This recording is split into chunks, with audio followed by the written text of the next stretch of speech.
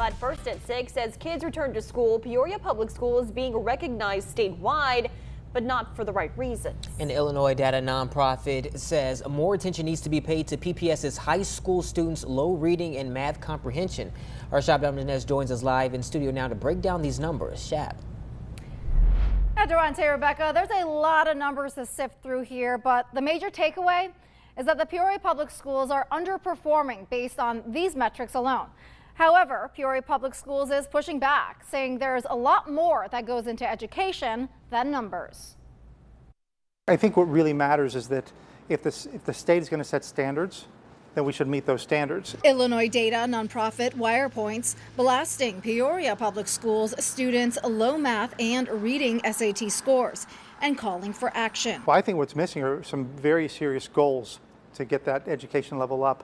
The first thing I think that needs to happen is we need to acknowledge the problem, because we can't fix the problem if we don't acknowledge it. According to Illinois State Board of Education's report card, 13% of PPS high school students could read at grade level in 2022, compared with the state average of 30%. And 10% of high school students are proficient in math, compared to 26% statewide. The results are dismal. Most kids, almost all of them, can't read at grade level or do math at grade level. So we have to have a higher standard. We shouldn't have low expectations of those children. We should have really high expectations and act accordingly. Broken down further, 5% of black students, 13% of Hispanic students, and 37% of white students could read at grade level. For math, those numbers are 2% of black students, 10% of Hispanic students, and 29% of white students. WirePoint's president Ted Dabrowski says the reading and math comprehension levels don't match up with graduation rates. One of the big problems is only 13% of the kids can read at grade level in the entire district, and yet 80% graduate. And so there's a big disconnect between their ability to read and do math and the graduation levels.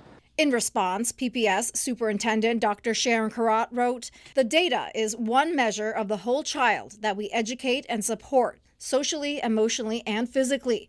Peoria Public Schools has many, many challenges that have a heavy impact on outcomes and day-to-day progress." She goes on to say, historical racism, classism has contributed to the marginalization of most of our student population.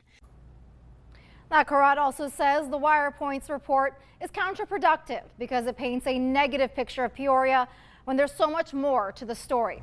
Dabrowski says it's a difficult conversation to have, but they're not trying to be negative. He says they want to make sure everybody understands how tough things are at school, so more attention can be paid to them. Rebecca.